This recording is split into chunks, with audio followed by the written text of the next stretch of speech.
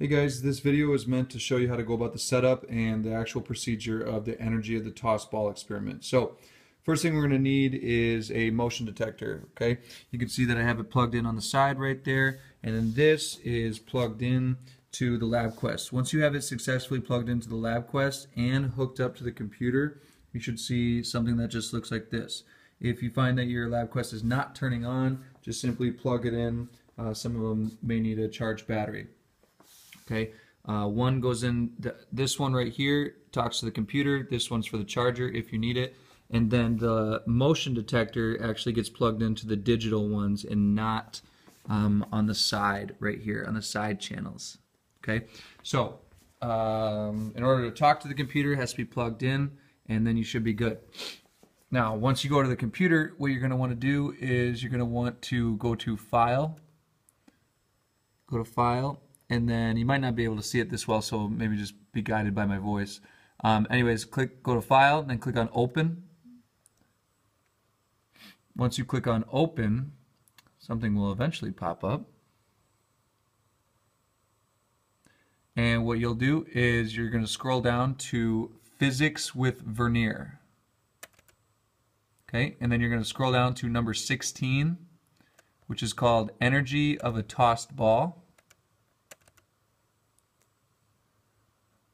Once you do that, you should see something like this. You'll have two graphs. You'll have a position versus time graph and a velocity versus time graph on the bottom. And on the very bottom right of the screen, you'll have your mass. Okay? And actually, you'll want to put your mass in there. So in my case, I have a volleyball.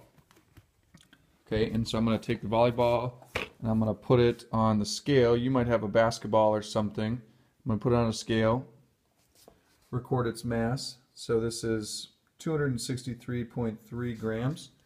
And so when you want to type that in order to type that in, just double click on this square right here where it says mass.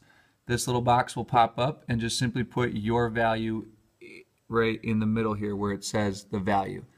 So mine was, it's going to be in kilograms, so mine was 263.3 grams, so that means 0.2633 kilograms. And I'll just hit enter. All right, and if you notice that changed on the bottom. It only goes to 3 decimal places. Anyways, I'll get this set up. So, once you have that part set up, you're going to get your ball. Okay, you're going to have the motion detector just sitting right on the countertop. One thing you want to make sure about your motion detector is that when you open it up, it needs to be toward this little tab right here. It needs to be toward the side that has the ball and the person, not the one that has the little cart right here. So move it over if you have to toward the ball and the person. And you can close it, and then you just want it to face upright. Okay. One thing we have to be careful about in this lab is that we do not want the ball that we're throwing, we do not want it to smash on the motion detector. We don't want to break them.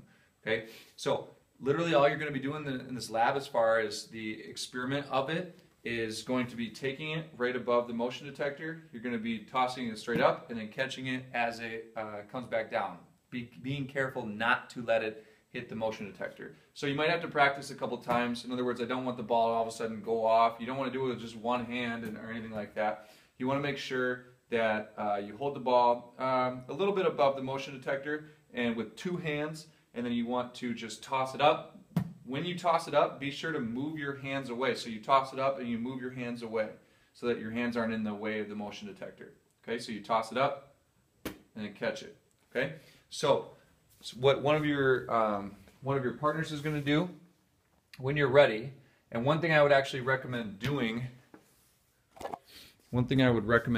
is 3 seconds is not going to be enough. And so what you're going to do is you're going to go up to the stopwatch looking icon, and you're going to click on that and change the duration from 3 seconds to, let's just say, 8 seconds, just to be sure that we have enough time. And then hit done. And you should find that the time in seconds went to 8 seconds after that. So anyways, when you're ready, your partner is going to hit collect. And then you're going to hold the ball for a moment right above the motion detector while it starts to click. And then you'll toss it straight up, catch it, and then you'll analyze that data. And you want to make sure you have a nice parabola, and I'll show you what I'm talking about here. So I'll hit collect, it's clicking. Toss it straight up. And you can see, for example, that one was a really, really bad one. Okay, so you do not want something like that at all. Okay, so the good news is you can just do it again. Okay, so I'm going to try it again. So I'm just going to hit collect again, hold it over, toss it up, catch it, and then just hold it right there. And you can remove it if you want. The part that I am concerned about, or that I should be, that I want to analyze, is this part right here. Okay, I want that nice parabola right there, and then I want the nice part of the VT graph. Geez, if I can control the camera, right here. Okay, so once you have a nice parabola that looks like this, there's no glitches in it or anything, it's pretty smooth, then you know you have good data. Once you do that, just go ahead and hit File and Save As, and then save it to your Avalon. But this is what we're going to analyze. Okay, so when it comes time to analyze, what you're going to do is you're going to hit the Examine button. Okay, again, you might not be able to see it, but it says Examine right here. It's got an X, and then once you hover over it, it says the word Examine. And you're going to use this Examine button to go through specific times, and that will give you certain positions and velocities. This little white square right here will tell you certain positions, and this little white square right here will tell you certain velocities. And you're going to use those to calculate your potential energy and kinetic energy. Okay, so that's really all there is to it. Make sure you get a good enough set of data so that you have a nice smooth parabola, little smooth curve right here, and don't worry about all this other stuff here, all this other stuff over here. All we care about is just while the ball is in flight. Okay, if your ball happens to go higher, that's totally fine, but again, we want a smooth parabola. Okay, you are not going to need to print this off, and however, you and your group members are going to need to analyze this together.